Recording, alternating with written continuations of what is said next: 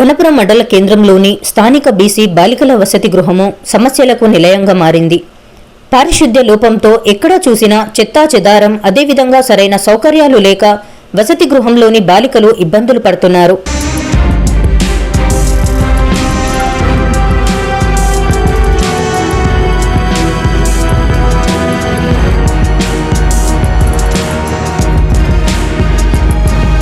అదేవిధంగా వసతి గృహానికి సంబంధించిన స్లాబ్ పెచ్చులు ఊడి వర్షంతో స్లాబ్ ఉరవడంతో నీళ్లు చేరుతున్నాయి. బాలికలే బకెట్ల ద్వారా ఆ నీటిని పారబోస్తున్నారు. చాలా కాలంగా ఇన్ఛార్జ్ వార్డెన్తో వసతి గృహాన్ని నడిపిస్తున్నారు.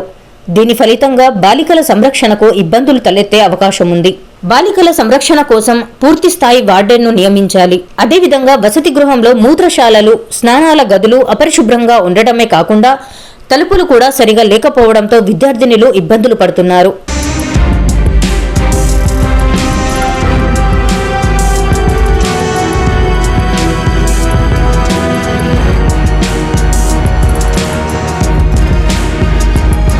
మినరల్ వాటర్ కోసం ఏర్పాటు చేసిన యంత్రం పాడవడంతో బాలికలు బోరుబావి ద్వారా వచ్చే నీటిని త్రాగవలసి వస్తుంది. బాలికల వసతి గృహంలో సీసీ కెమెరాలను ఏర్పాటు చేసి రాత్రిపూట ఒక వాచ్ ఉమెన్ ను నియమించాలని, పిచ్చి మొక్కలను తొలగించాలని డీఎస్పీ నాయకులు డిమాండ్ చేశారు. ఈ విధంగా జయశంకర్ భూపాలపల్లి జిల్లాలో ఉన్నటువంటి బాలికల వసతి గృహాలను ప్రభుత్వం నిర్లక్ష్యం చేయకుండా తక్షణమే వసతి గృహాలను సంరక్షించి సరైన సౌకర్యాలు ఏర్పాటు చేసి వారు చదువుకోవడం కోసం తగిన సౌకర్యాలు కల్పించాలని ధర్మ సమాజ్ పార్టీ నాయకులు ప్రభుత్వాన్ని డిమాండ్ చేశారు. నా పేరు కండరవి మహారాజ్. ధర్మ సమాజ్ పార్టీ భూపాలపల్లి జిల్లా ప్రధాన కార్యదర్శి కొనసాగుతా ఉన్నా.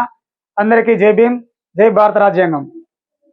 రాష్ట్రంలో గత ప్రభుత్వం పోయి నూతన ప్రభుత్వం ఏర్పాటు జరిగినప్పటికీ కూడా అధ్వాన స్థితిలో పాఠశాలలు కొనసాగుతూ ఉన్నాయి, గురుకులాలు కొనసాగుతూ ఉన్నాయి.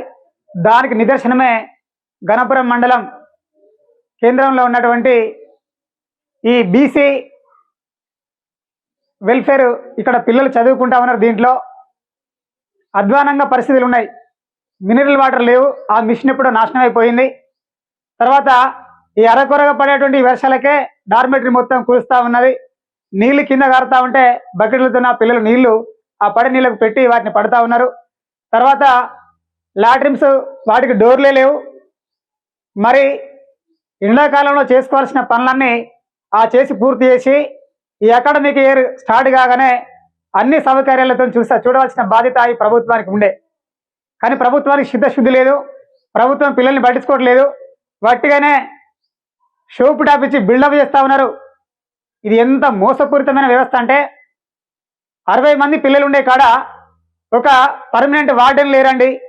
పర్మనెంట్ వార్డెన్ లేకుండా పర్యవేక్షణ లేదు. ఇక్కడ ఒక వాచ్మెన్ లేడు.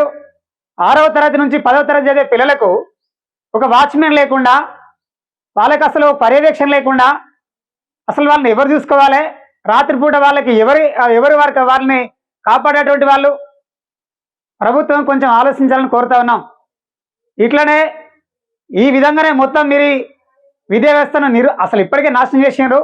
ఈ వ్యవస్థను ఇట్లనే కొనసాగిస్తే మాత్రం ధర్మ సమాజ్ పార్టీ ఆధ్వర్యంలో రోడ్డు రాస్తారోకలు చేసి మీ ప్రభుత్వాన్ని మొత్తం దిగ్బంధం చేస్తాం.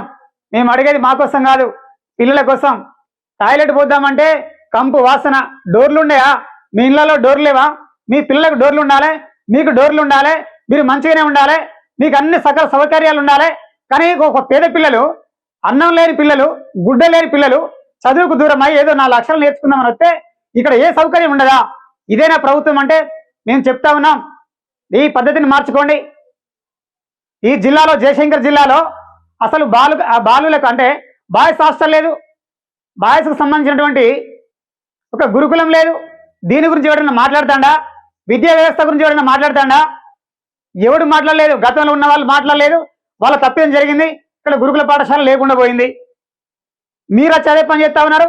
అసలు మేము ప్రత్యేకమైన దృష్టి పెట్టమని కలెక్టర్ గారిని కోరుతా ఉన్నాం. చూడండి సార్, మేము చెప్పే తప్పైతే మొత్తం మీరు ఒక 4 రోజులలో మొత్తం అంతా పర్యవేక్షణ చేయండి, మొత్తం కనుక్కోండి, రిపోర్ట్ మొత్తం తీసుకురండి. ఎక్కడేం లేదో వాటిని వెంటనే దాంట్లో మీ అకౌంట్ నుంచి డబ్బులు కేటాయించి వాటిని రిపేర్ చేయించండి. వాచ్మెన్ ఎందుకు కేటాయించండి? వాచ్మెన్ కేటాయించని స్కూల్ ఉంటాయా? గతంలో ఇట్లనే జరిగితే 100 మంది పిల్లలు ఆగమాగమై జీవితాలు చనిపోతే ఆర్ఎస్ ప్రవీణ్ కుమార్ వచ్చిన తర్వాత విద్యా వ్యవస్థ కొంచెం బాగుపడింది. మళ్ళీ అదే వ్యవస్థ భయంకరమైన వ్యవస్థను కొనసాగిస్తా ఉన్నారు. అందుకోసం మేము హెచ్చరిక ఇస్తా ఉన్నాం కలెక్టర్ గారు. నైట్ వాచ్మెన్తో పాటుగా సీసీ కెమెరాలు ఏర్పాటు చేయండి సార్. మొత్తం జిల్లాలో ఉన్న ప్రతి స్కూల్లో సీసీ కెమెరాలు ఏర్పాటు చేయండి. అట్లాగే ఈ గణపురం మండల కేంద్రంలో ఉన్నటువంటి దీనికి ప్రత్యేకంగా ఒక 4 సీసీ కెమెరాలు ఏర్పాటు చేయమని మేము కలెక్టర్ గారిని కోరుతా ఉన్నాం. తక్షణమే ఒక వారం రోజులలో సీసీ కెమెరాలు, వారం రోజులలో ఒక వాచ్మెన్ ఏర్పాటు చేయమని కోరుతా ఉన్నాం.